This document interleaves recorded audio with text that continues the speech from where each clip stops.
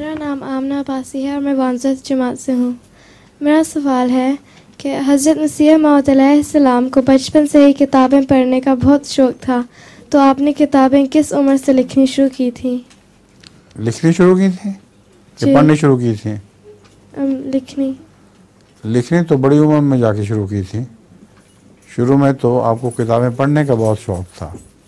دنیا کے جتنے مذاہب ہیں سب کا آپ نے مطالعہ کیا، اور ان کے جواب میں جو پہلی کتاب بڑی عمر میں لکھنی شروع کی ہے وہ براہین احمدیہ تھی، یعنی حضرت مسیح موعود علیہ السلام کے دلائل.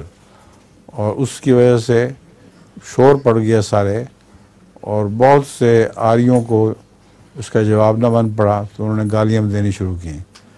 لیکھ رام بھی ان میں سے ایک تھا جو براہین احمدیہ کا زخمی ہو کے پھر مسیح علیہ السلام کو گالیاں دینے لگ گیا تھا.